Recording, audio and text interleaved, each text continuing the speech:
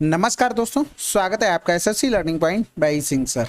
आज हम करेंगे 11 जुलाई की शिफ्ट 1 का पेपर। अब हम लोग आ गए हैं कहाँ पर, लास्ट डेट पर CHSL 2024 की। ठीक है, चलो फिर स्टार्ट करते हैं और फिनिश करते हैं इस शिफ्ट को भी। पहला सवाल है सिंप्लीफिकेशन का। सबसे पहले क्या करते हैं भाई, डिवाइड करते हैं। यानी कि ये डिवाइड का साइन जब करेंगे इनटू में तो ये 4 ऊपर पहुंच जाएगा, और जब 4 ऊपर पहुंचेगा तो ये कैंसिल आउट, बचेगा क्या, केवल 1/4। बाहर का गुणा कर देंगे तो 1/16 हो गया। इधर करेंगे तो ये 64 हो रहा, इधर भी 8 कर लो, इधर भी 8 कर लो, यानी कि नीचे 64 हो गया और 8 एक 9 हो गया। तो 64 ऊपर जाएगा, 16 चौकू 64 हो गया, यानी कि 4/9 आ गया। प्लस में इधर करेंगे 1 और माइनस का 4/9, तो ये कैंसिल आउट हो गया, आंसर आ गया 1। अगला सवाल, 6 सेंटीमीटर त्रिज्या वाले ठोस धातु के गोले को पिघलाकर 3 सेंटीमीटर त्रिज्या के गोलाकार गेंदों में डाला जाता है। इस प्रकार प्राप्त गोलाकार गेंदों की संख्या 3 दूनी 6, 2 की पावर 3, आंसर हो गया। बस देखो, पावर में 3 और 3 की पावर में 3 करेंगे और इनटू में ये n बनेंगे। 4/3 पाई दोनों तरफ आना, वो तो कैंसिल हो गया। तो इसको तो हम ऐसे भी तो लिख सकते हैं, तो आप डायरेक्ट भाग कर लिया करो, 2 का भाग किया उसका क्यूब कर दो, आंसर आ जाएगा। ठीक है, तो इसमें ज्यादा सोचा विचारा मत करो। निर्मल ने स्कूल प्रोजेक्ट को 45 दिन में पूरा किया है। यदि अमित निर्मल से 25% अधिक कुशल है तो अमित को इसी काम को पूरा करने में कितने दिन लगेंगे। देखो, 25% का मतलब 1/4 है। अगर ये 4 है तो ये कितना है, 5 है। ये एफिशिएंसी हो गई।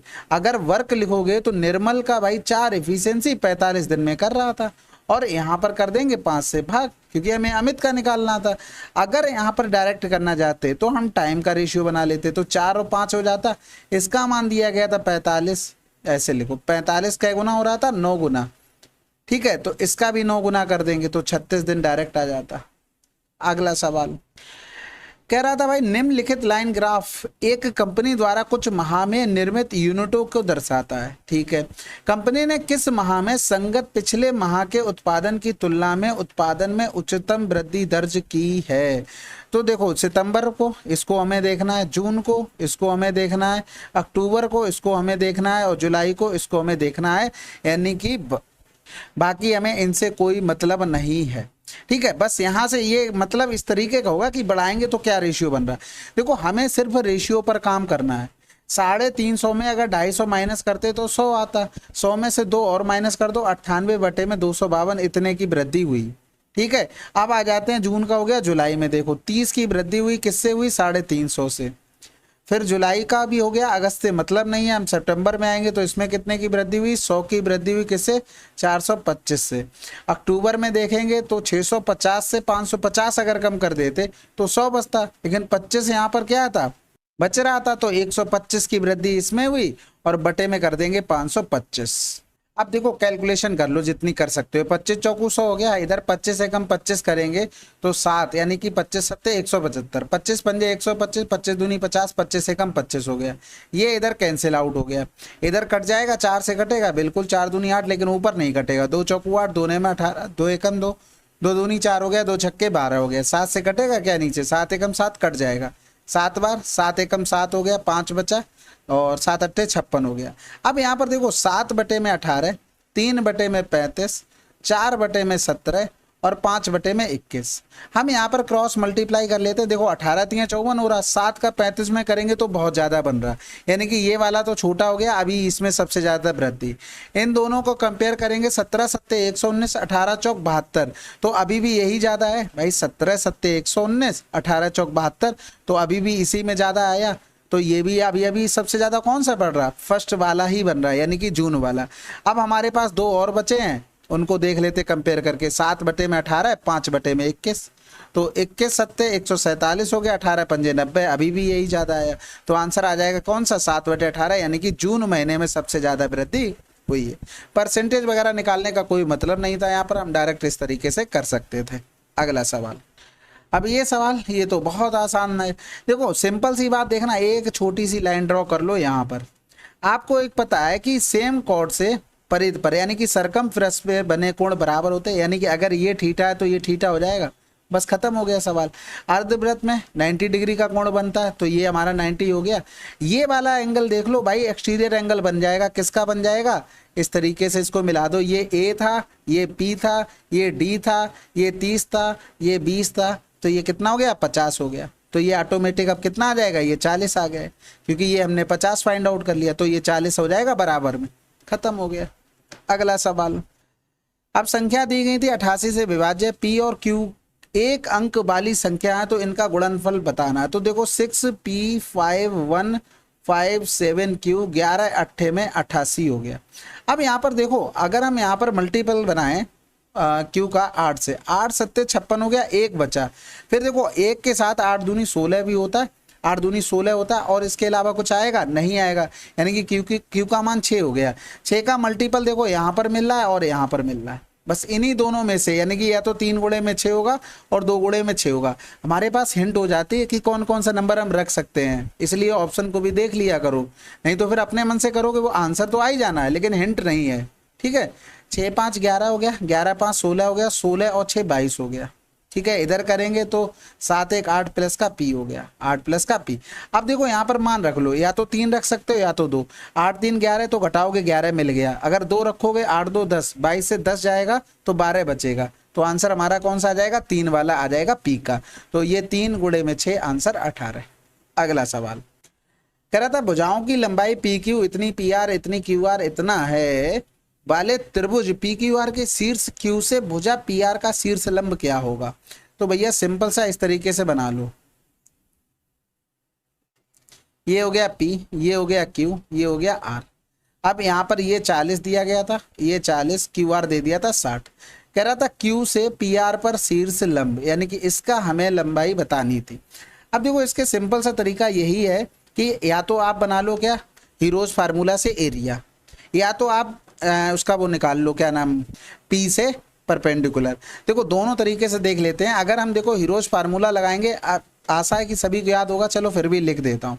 एस होता है एस माइनस का ए हो गया, एस माइनस का बी हो गया, और एस माइनस का सी हो गया। यानी कि अगर एस निकालेंगे तो सबको जोड़ देंगे, 140 का आधा 70 हो गया, तो 70 से 40 घटाया 30, एक बार फिर से 30 आ गया और 10 हो गया। ठीक है, ये यहाँ पर बाहर जब निकालेंगे तो केवल कितना बार आ जाएगा, इसका 3, और देखो 100 2 बार हो रहा, तो 300 बाहर आ गया, √7 हो गया। बराबर में एक तरीके से एरिया और लिख सकते हैं, वो हो जाएगा पी आर इंटू में, पी आर का तो मान ही पता था 40, और इंटू में इस पर कौन सा बना भाई, इस भुजा को लिया है और इस पर ये परपेंडिकुलर, इसको x मान लेते तो x से लिख सकते हैं।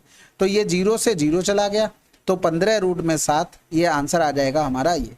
दूसरा तरीका ये है, देखो इसमें नंबर आसान है इसलिए आपको आसान लग रहा होगा और लगना भी चाहिए। ये वाली लाइन हम ड्रॉ कर दें तो यहाँ पर ये क्या होगा, 2 भागों में विभाजित करेगा, किसको, बेस को। तो ये 90 डिग्री हो गया, ये 30 हो गया। ये प्रॉपर्टी है, ठीक है, मैंने अपनी तरफ से नहीं किया है, आइसोसेलेस ट्रायंगल में होती है।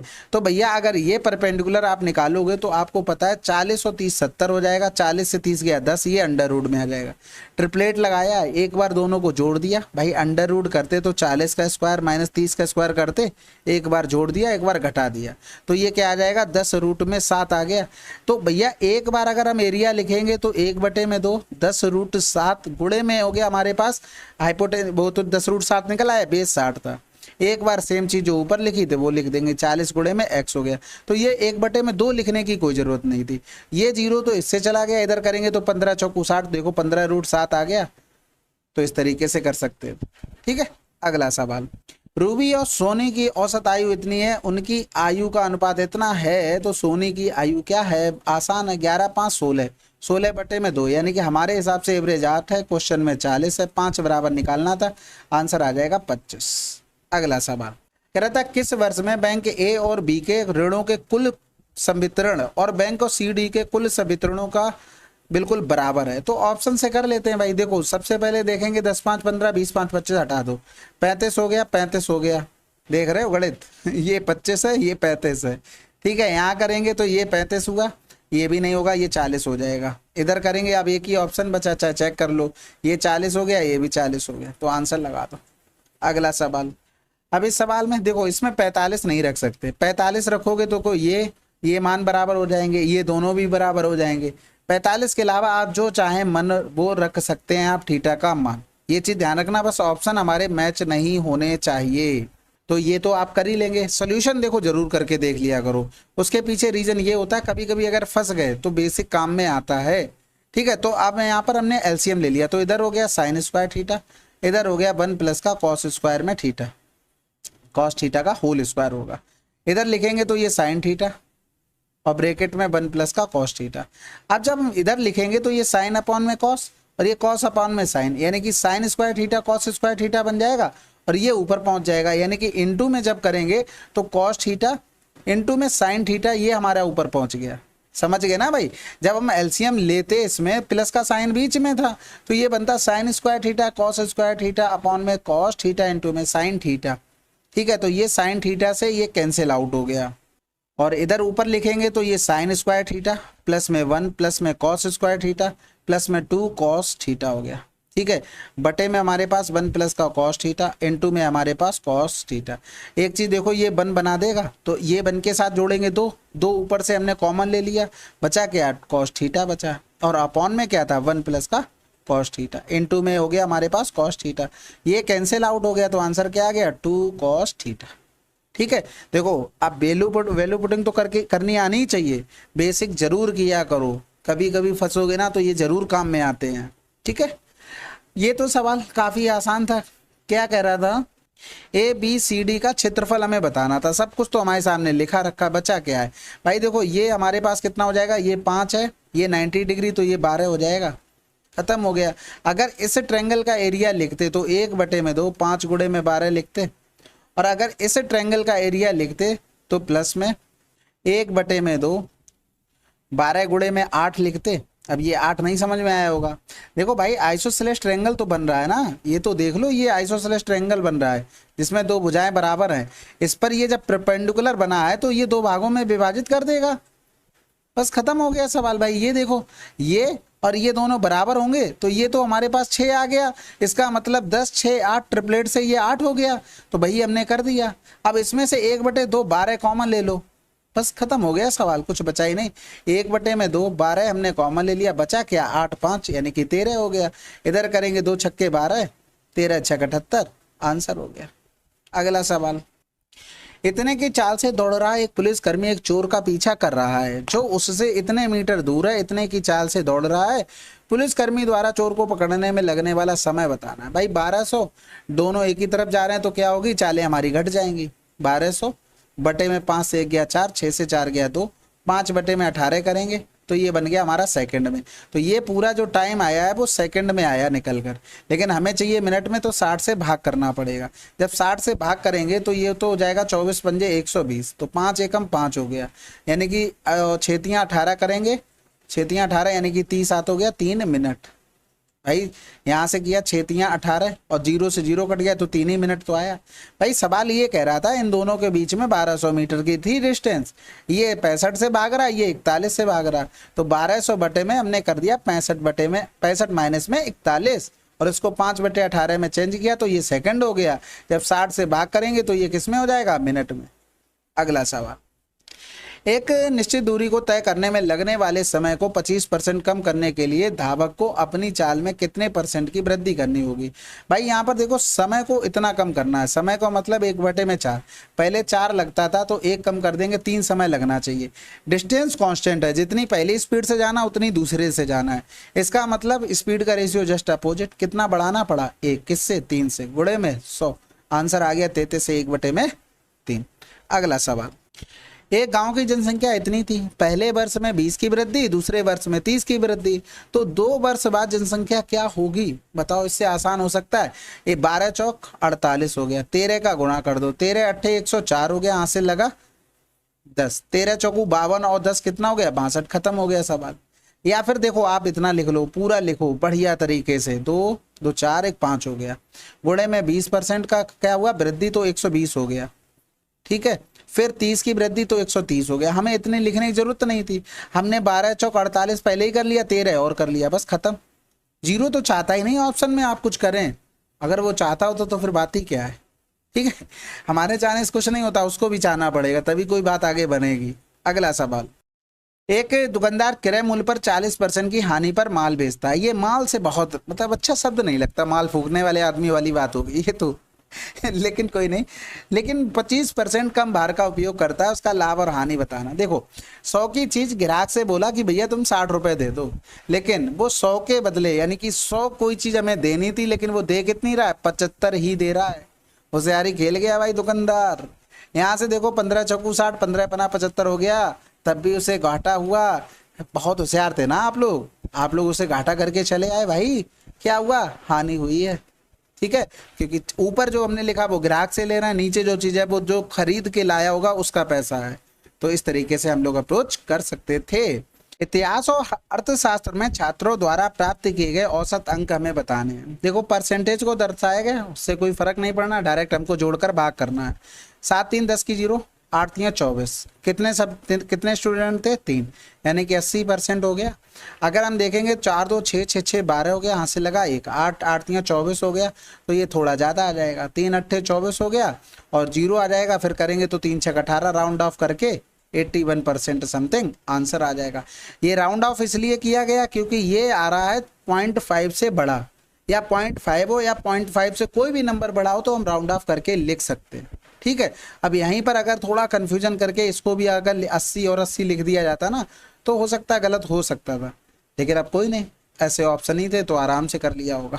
अगला सवाल, अब इसमें देखो भाई दिख नहीं रहा था इसलिए मैंने अपनी तरफ से लिख दिया। ठीक है, कह रहा था आईपी में रिया और रिद्धा द्वारा प्राप्त अंकों के परसेंटेज के बीच अंतर क्या है। देखो आईपी में नंबर कितने थे, 180 थे, तो यहाँ से 145 बटे में, तो देखो हम इनका डायरेक्ट अंतर कर लेते हैं ना, 0 हो गया, 4 से 2 गया 2, बटे में 180 गुणे में 100, या तो फिर क्या करना पड़ता, हमें करना पड़ता भाई 145 बटे में 180 गुणे में 100, फिर हमें करना पड़ता 125 बटे में 180 गुणे में 100। तो ये चीज़ हमें बाद में क्यों करनी है, हम पहले ही कर ले रहे। 20 डिफरेंस आ गया, कैंसिल आउट, 2 में 18, 11.11% आंसर। अगला सवाल, एक वस्तु को इतने की छूट देने के बाद प्रशांत उसे इतने में बेचता है और 28% का लाभ कमाता है। यदि वस्तु को बिना किसी छूट के बेचा जाता तो लाभ कितना होगा। इसकी कोई ज़रूरत नहीं, एमपी लिखो, सीपी लिखो। प्रॉफिट वाला डायरेक्ट एमपी के नीचे आ जाता है, डिस्काउंट वाला डायरेक्ट इसके नीचे आ जाता है। तो यहाँ पर देखेंगे तो 8 हो गया, 12 से 8 गया 4, 48 का प्रॉफिट हुआ, 80 पर गुणे में 100, तो 8 छंग 48, 60% आंसर। भाई हमने आपको बताया था कि एमपी पर छूट देते हैं तो वो बन जाता है सेलिंग प्राइस, और अगर सीपी में हम प्रॉफिट जोड़ देंगे तो ये भी बन जाता है सेलिंग प्राइस। इसको बराबर कर लो। अब एमपी अपॉन में अगर सीपी करोगे तो 128 बटे में 80 हुआ। भाई चीज़ तो हमने लिखी, तो हमेशा याद रखो जो भी प्रॉफिट वाला हो या लॉस वाला हो वो एमपी के नीचे, छूट वाला डिस्काउंट वाला हमेशा आ जाएगा सीपी के नीचे, डायरेक्ट रेशियो बनेगा। ठीक है, कह रहा था एक बैग में लाल और हरी मिठाइयों का अनुपात इतना है, हरी मिठाइयाँ इतनी हैं, हरी हरी मिठाइयाँ, वाह भाई वाह, कितनी लाल मिठाइयाँ हैं, 3 त्रिका 9। अगला सवाल, 2 संख्याओं का योग इतना है, बड़ी संख्या का 3 गुना, छोटी संख्या के 4 गुने से 46 अधिक है, दोनों संख्या। ऑप्शन से करना हो उससे भी आ जाएगा, अगर आपको बिल्कुल समझ में नहीं आ रहा, नहीं तो नॉर्मल भी हो जाएगा। बड़ी संख्या का 3 गुना और छोटी संख्या का 4 गुने से छोटी संख्या के 4 गुने, यानी कि डिफरेंस होगा कितना, 46। ठीक है, अब हमें चाहिए क्या, बड़ी संख्या चाहिए कि दोनों चाहिए, दोनों चाहिए तो एक कोई पकड़ लो, ऑप्शन सारे अलग अलग ना, तो हम ए का मान निकाल लेते, यानी कि बी बराबर कर देते, तो 4a और प्लस में 4b बराबर में 4 छंग 24, इसमें 4 का गुणा कर दिया, 4 छंग 24, 4 सत्ते 28 हो, तो 30 हो गया। यानी कि अगर करेंगे जोड़ देते हैं, 4 3 7, 6 4 10, हासिल लगा 1 5 3, आंसर आ गया कितना, 50।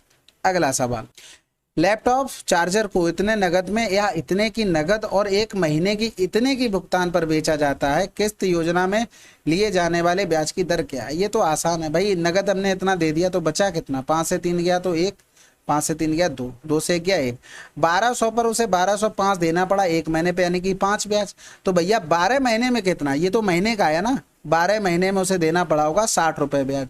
अब कुछ बचा सवाल में, 12 पंजे 60, 5% आंसर आ गया। पी ए हो गया और आर हमें निकालनी है, टाइम 1 वर्ष हो गया क्योंकि हमने 1 वर्ष का ब्याज निकाल लिया, कैंसिल आउट हो गया, आर बराबर में 5%। अगला सवाल, पी क्यू आर एक त्रिभुज है, एम एन एक रेखाखंड जो पी क्यू को एम पर और पी आर को एन पर इस प्रकार प्रतिच्छेद करता है कि M N parallel Q R और पी क्यू आर को 2 भागों में विभाजित करता है जिनका क्षेत्रफल बराबर है। एम क्यू और पी क्यू का अनुपात क्या होगा। तो सबसे पहले तो एक ट्रायंगल बना लो, ये रहा हमारा ट्रायंगल, ये हो गया P, ये हो गया Q, ये हो गया R। MN एक रेखाखंड है जो PQ को M पर और PR को N पर प्रतिच्छेद करता है, और वो ये कह रहा था MN पैरेलल है QR के, PQR को दो बराबर एरिया में बांटता है। यानी कि अगर हम एरिया की बात करें, इसका एरिया एक, इसका एरिया एक हो गया, यानी कि पूरे का एरिया क्या हो जाएगा, 2 हो जाएगा। आपको पता है अगर एरिया का साइड के साथ रेशियो करें, MN अपॉन में M2, MN अपॉन में QR लिखूं, तो ये साइड का स्क्वायर कैसे चलता है।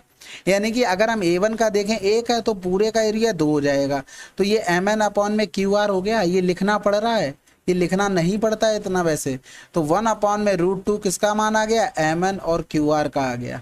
यानी कि अब हम रेशियो की अगर बात करते हैं, ये एरिया हमने जो लिखा वो मिटा दें, क्योंकि हमें थोड़ा काम धंधा इसमें चलाना पड़ेगा भाई, एरिया ग्रे रहेगा तो फायदा क्या है। ये 1 आ गया, ये हमारे पास √2 आ गया। हमें चाहिए MQ और PQ का मान, तो भैया जो रेशियो इसमें है वही रेशियो इधर वाली भुजा में होगा, ये पूरा √2 होगा, ये 1 होगा। तो MQ का मान निकालने के लिए √2 माइनस का 1 करना पड़ेगा, तो हमें यही तो चाहिए था, √2 माइनस का 1 अपॉन में हमारे पास हो गया √2, क्योंकि PQ पूरी भुजा क्या थी, √2 थी। आंसर लगा दो। अगला सवाल कह रहा था R इकाई त्रिज्या वाले एक वृत्त से सबसे बड़ा समबाहु त्रिभुज काटा जाता है, त्रिभुज की भुजा की लंबाई क्या होगी। देखो R इकाई त्रिज्या वाले एक वृत्त से काटा जा रहा ना, यानी कि ये क्या बन गया, ये परिवृत्त बन गया। समझ में आई बात मैं क्या कहना चाह रहा हूं। तो परिवृत्त की जो रेडियस होती है समबाहु त्रिभुज की, वो फार्मूला होता है A/, में √3, उसका मान दिया गया था R, तो A बराबर में क्या हो गया, √3R हो गया। बस खत्म हो गया सवाल। अगला सवाल, एक संख्या में 20% की वृद्धि करने से इतना प्राप्त होता है, संख्या ज्ञात कीजिए। देखो 20% की वृद्धि हमारे हिसाब से 120, 240 हो गया, 2 गुना हो रहा ना, 100 का 2 गुना कर दो। इसमें तो बहुत आसान था, बिना पेन चलाने वाला। एक घनाव के आकार में एक गत्ते के डिब्बे का पृष्ठीय क्षेत्रफल ज्ञात कीजिए, जिसकी लंबाई 60, चौड़ाई उसकी लंबाई की आधी और चौड़ाई की 1/3 है। देखो लंबाई 60 हो गई, चौड़ाई लंबाई की आधी हो गई, और ऊंचाई उसकी चौड़ाई की 1/3 है, यानी कि ऊंचाई 1/3 कर देंगे तो 10 हो गई। ठीक है, अब भाई आपको क्षेत्रफल निकालना, तो देखो 6 × 18, ये 1800 हो गया, 300 हो गया, और प्लस में 600 हो गया, तो 18 × 24, 3 27 दूनी 5400 आंसर। अगला सवाल, अब इसमें क्या ही बताऊं, फार्मूला था बिल्कुल। चलो फिर 11 जुलाई की शिफ्ट 1 कंप्लीट हो गई है, और 3 शिफ्ट और बची हैं, हम लोग कंप्लीट कर लेंगे, उसके बाद एक बेस्ट क्वेश्चन कर लेंगे वीडियो पूरा। बस इसके अलावा तो आपको CHSL में जो देखना है रिवीजन करते रहना। हाँ ये बहुत ज़रूरी है, एक बार पूरा पेपर देखना, जिस हिसाब से ये पेपर में पैटर्न चेंज हुआ है, बाकी तो बहुत आसान आते थे, इस बार अच्छा लेवल एक आया। ठीक है, चलो वीडियो कंप्लीट किया तो डन तो जरूर लिखना है। मिलते हैं अगले वीडियो में, तब तक के लिए जय हिंद, जय भारत।